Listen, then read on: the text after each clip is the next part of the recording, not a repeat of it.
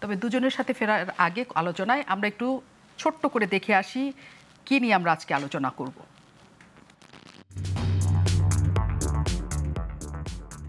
বর্তমান সময়ে ইলেকশনের ডেট ঘোষণা হয়েছে, ফেব্রুয়ারিতে নির্বাচন হবে। ফেব্রুয়ারিতে নির্বাচন হবে না,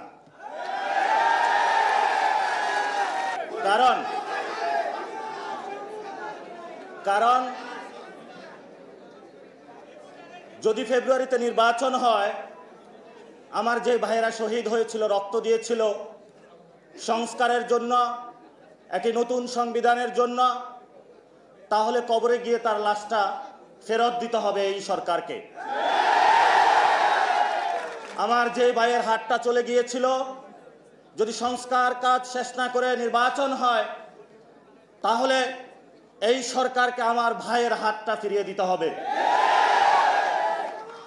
যে মায়ের বুক খালি হয়েছিল, যদি সংস্কার ছাড়া, একটি নতুন সংবিধান ছাড়া বাংলাদেশে নির্বাচন হয়, তাহলে ওই মায়ের বুকের সন্তানকে ফেরত দিতে হবে। আমরা শুনছিলাম মুখ্য সমন্বয়ক যিনি এনসিপির নেতা, তার কথা নাসিরউদ্দিন পাটোয়ারি, এবং এই বক্তব্য গতকাল ভীষণ রকমের আলোচিত হয়েছে, পুরো রাজনৈতিক অঙ্গন জুড়ে আলোচনার জন্মও দিয়েছে। আমি একটু শুরু করতে চাই এনসিপির নেতাকে দ্বারা। আলাউদ্দিন মোহাম্মদ আমাদের সাথে আছেন, অনেক ধন্যবাদ। এনসিপির যুগ্ম সদস্য সচিব, আপনি আমাদের সাথে যুক্ত হয়েছেন। এই আলোচনাটা মানে ফেব্রুয়ারিতে নির্বাচনের কথা অনেক আগেই উপদেষ্টা বলেছে, তাৎক্ষণিকভাবে আমরা কোনো প্রতিক্রিয়া এনসিপির পাইনি। কাজে আমরা ধরে নিয়েছি যে এই নির্বাচনকে কেন্দ্র করে এনসিপির কোনো বড় ধরনের বক্তব্য নাই। কিন্তু হঠাৎ করে এতদিন পরে কেন এত তীব্র জোরালো আওয়াজ যে ফেব্রুয়ারিতে নির্বাচন হবে না? ধন্যবাদ। আমি ধন্যবাদ জানাচ্ছি আমার বিজ্ঞ সহ আলোচক হেলাল ভাই এবং যারা দেখছেন সবাইকে শুভেচ্ছা। নির্বাচন নিয়ে গতকাল নাসিরউদ্দিন পাটোয়ারির যেই বক্তব্য, তো সঙ্গত কারণেই এই বক্তব্যটি এখন রাজনৈতিক মহলে এবং যারা নির্বাচন না শুধু বাংলাদেশের ভবিষ্যৎ নিয়ে চিন্তাভাবনা করছেন সবাইকেই একরকম, কারো কারো ক্ষেত্রে অস্বস্তি, কারো কারো ক্ষেত্রে শঙ্কা এবং একটা অনিশ্চয়তা তৈরি হয়েছে।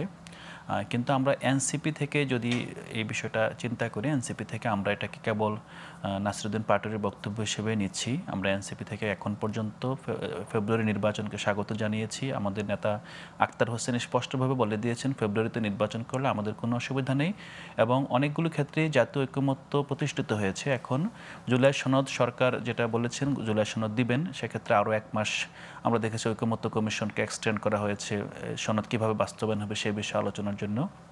সেক্ষেত্রে আমাদের যেটা মনে হচ্ছে যে আমরা প্রাতিষ্ঠানিকভাবে, দলগতভাবে আমরা যে সিদ্ধান্তটা নিয়েছি যে জুলাই সনদ যদি আইনি ভিত্তি পায়, এবং আইনি ভিত্তির কিন্তু অনেকগুলো আপনার পর্যায়ে ইতিমধ্যে এটা চলে গিয়েছে, এটা এমন না যে আইনি ভিত্তির মধ্যে নাই, কিন্তু আমাদের দাবিটা বারবার জানিয়ে রাখা হচ্ছে যাতে এটা সেই জায়গা থেকে আপনার কোনোভাবে ছিটকে না পড়ে।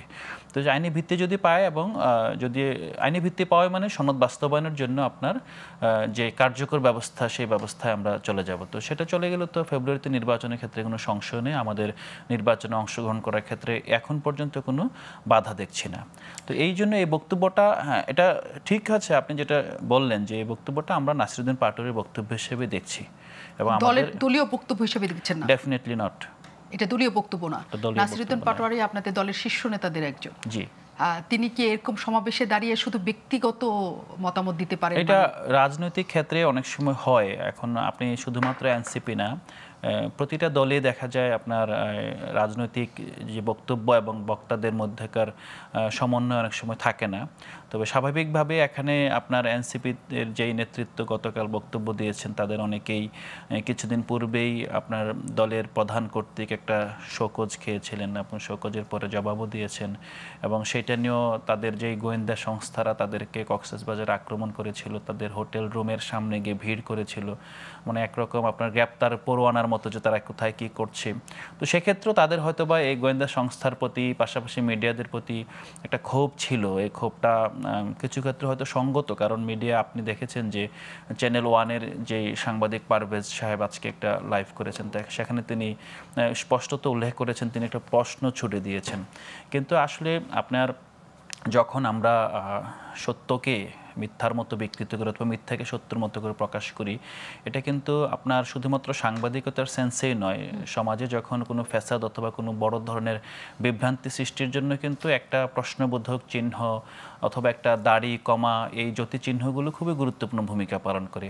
তো সেক্ষেত্রে আপনার এই বিষয়টি যেগুলো অমূলক প্রমাণিত হয়েছে যে সেক্ষেত্রে আপনার কক্সবাজারে সেই হোটেলে কোনো পিটার হাসও ছিল না, সেখানে কোনো আমেরিকান সিটিজেনও ছিলেন না, এবং হ্যাঁ কিছু ক্ষেত্রে তারা সেখানে যাওয়াটাই একটা মস্ত বড় আপনার প্রশ্নের জন্ম দিয়েছে, কেন 5 অগাস্টের মতো একটা ঐতিহাসিক এবং গুরুত্বপূর্ণ দিন তারা যাবেন, সেটা ভিন্ন তর্ক। কিন্তু সেই তর্কটা ছাপিয়ে চলে আসলো তারা কার সাথে বৈঠক করছেন, সেখানে কি করছেন, এবং সেটাকে সামহাও ক্রিমিনালাইজ করা হয়েছে। তো সেই ক্ষেত্রে আমার মনে হয় গতকালের বক্তব্য যতটা না আপনার সাংগঠনিকভাবে বাংলাদেশের যে কাঠামোগত সংস্কারের যে একটা দীর্ঘস্থায়ী রূপরেখার দিকে দেশ যাচ্ছে, সেটার চেয়ে বরং তাদের যে একটা ভিকটিম হুড, তারা যে ভিকটিম হয়েছেন ইমিডিয়েট, আপনারা ওই ঘটনার পর কিন্তু গতকালে তারা প্রথম প্রকাশ্যে আসলেন। তো সেইটা আমার মনে হয় এটা ফুটে উঠেছে, এবং আমার মনে হয় যারা এটা শুনছেন তারা এই পূর্বাপর বিবেচনা করে যদি আমরা বক্তব্যটাকে পাঠ করি, এটার প্রতি সুবিচার করা হবে। এটা ব্যক্তিগত মত, এটা কি আপনার মনে হয় বা আপনার মন্তব্য নাকি আপনাদের দলীয় মন্তব্য? আমাদের এই বক্তব্যের পরে কিন্তু দলের আহ্বায়ক নাহিদ ইসলাম বক্তব্য দিয়েছেন, আক্তার হোসেন বক্তব্য দিয়েছেন। তাদের বক্তব্যকে কোনোভাবে ফেব্রুয়ারিতে নির্বাচনের যে দাবি অথবা নির্বাচনের যে সরকারের সিদ্ধান্তটাকে আপনার চ্যালেঞ্জ করা হয়েছে অথবা বলা হয়েছে যে নির্বাচন কোনোভাবে আমরা হতে দিব না, এরকম কিছু বলা হয়। নাহিদ ইসলাম 1-11 সংখ্যার কথা আবার বলেছেন। 1-11 সংখ্যা দেখেন, 1-11 সংখ্যাটা আমরা দেখেছি এটা কিছুদিন পূর্বে মাহফুজ আলম সরকারের একজন উপদেষ্টা তিনিও লিখে আবার ডিলিট করেছেন। পাশাপাশি এটা আমাদের কাছে না, এটা আসলে এখন যে সিভিল সোসাইটি আছে 1-11 যে কুশীলবরা তারা কিন্তু তাদের মতো করে সক্রিয় হচ্ছেন, এটা বাস্তবতা। এখন আমরা 1-11 কুশীলবদেরকে সুযোগ দিব কিনা সেটা হেলাল ভাই এবং আমরা মিলে ঠিক করতে হবে যে আমরা এই রাজনৈতিক দলগুলো আসলে কি করবে। 1-11 তো মূলত বাংলাদেশের যে রাজনৈতিক শক্তিগুলো তাদের বিরুদ্ধে ছিল একটা বড় আপনার ষড়যন্ত্র, এবং সেক্ষেত্রে ষড়যন্ত্রে যখন আপনারা টিকতে পারে না তখন তারা একটি দলকে ক্ষমতায় না আরেকটি দলকে চেষ্টা করেছিল চিরতরে মাইনাস করে দিতে। এবং আপনি নিশ্চয়ই মনে আছে আপনার বিএনপিকেও কিন্তু ব্যান করার জন্য আপনার আওয়ামী লীগের একাংশ না, ইভেন আওয়ামী লীগের সময়েই এটা তখন তো 111-এর আরো প্রায় 12-14 বছর পরেও কিন্তু বিএনপিকে ব্যান করার জন্য সন্ত্রাসী সংগঠন হিসেবে আখ্যা দিয়ে আওয়ামী লীগের পক্ষ থেকে কিন্তু আপনার দাবি জানানো হয়েছে। সো ব্যাপারটা 1-11 যে সংখ্যা, 1-11 সংখ্যাটা মানে কি আসলে অরাজনৈতিক শক্তি আসে রাজনীতির যেই আমাদের লুপহোলসগুলো আছে, রাজনীতির প্রবলেমগুলো আছে সেগুলোকে পুঁজি করে রাজনীতিকে নাই করে দেওয়া এবং রাষ্ট্রকে একটা অনিশ্চিত গন্তব্যের দিকে ঠেলে দেওয়া।